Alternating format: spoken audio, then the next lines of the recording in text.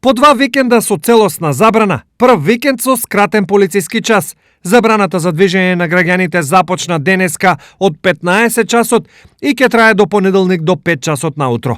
Олабувањето на забраната за движење ги засили меките мерки, меѓу кои е и задолжителното носење на заштитни маски. Од овие причини, општините обезбедуваат голем број на маски кои се делат на граѓаните. Во исто време, нивната набавка влијае и на јакнење на локалната економија. Маските, средствата за дезинфекција, пумпите и се она што ни беше потребно, го набавивме од нашите локални приватни предпријатија и нашите локални аптеки.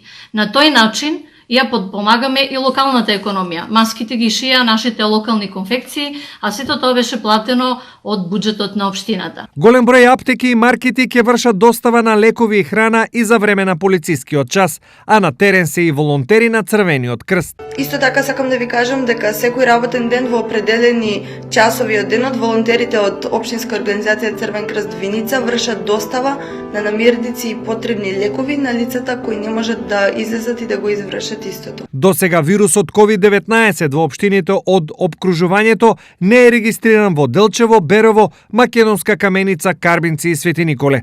Според мене, ова се должи на доследно спроведување и на мерките и препораките на владата од страна на граѓаните, но и на кризниот штаб, вклучувајќи ја зголемената мобилност на припадниците на Министерството за внатрешни работи, пазарната и трудовата инспекција, компаниите, земјоделците.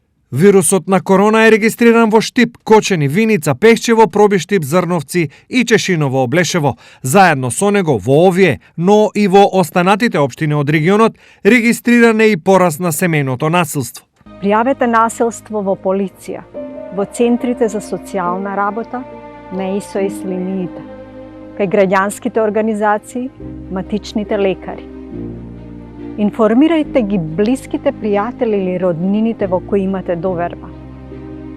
Жртвите на насилство можат да го напуштат домот во периодот на забрането движење, за да побараат помош во здравствени установи, најблиската полициска станица или првото службено лице кое ќе го сретнат.